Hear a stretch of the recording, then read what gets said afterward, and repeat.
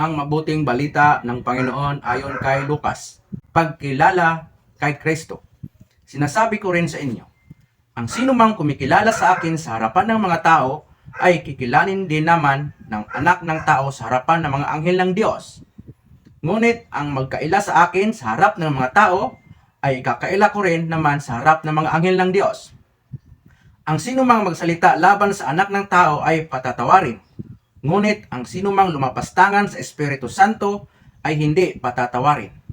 Kapag kayo dinala nila sa sinaguga o sa harap ng mga pinuno at ng mga may kapangyarihan upang litisin, huwag kayong mabahala kung paano ninyo ipagtanggol ang inyong sarili o kung ano ang iyong sasabihin. Sapagkat sa oras na iyon, ang Espiritu Santo ang magtuturo sa inyo kung ano ang dapat ninyong sabihin. Ang salita ng Diyos. Pagkilala.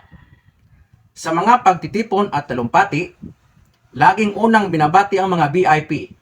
Ang shoutouts na rin ang nagiging paraan ng pagkilala. Kinikilala natin ang mensaheng ipinadala, mga nakamit at mga taong mahusay sa trabaho o paaralan. Minsan, pinapansin din natin ang pagkakamali o kahinaan. Para tayo'y mas maging mabuti, ipinapakita ng ating pagkilala kung ano ang mahalaga sa atin. Pero aminin din natin minsan ay nakakalimutan natin kung ano ang pinakamahalaga. Ang paglilingkod sa faith-based groups ay tumulong sa akin para laging maalala. Sa iba't ibang paraan na kilalanin, pagnilayan at kilalanin muli kung sino si Jesus sa buhay ko. Ito rin ang imbitasyon sa lahat. Hindi naman natin kailangang lahat ay magtrabaho sa simbahan. Pero bawat araw binibigyan tayo ni Jesus ng mga pagkakataon na kilalanin siya. Hindi lang sa ating sarili, pero nang bukas din sa mga tao sa ating paligid. Gamitin sana natin ang mga pagkakataong ito.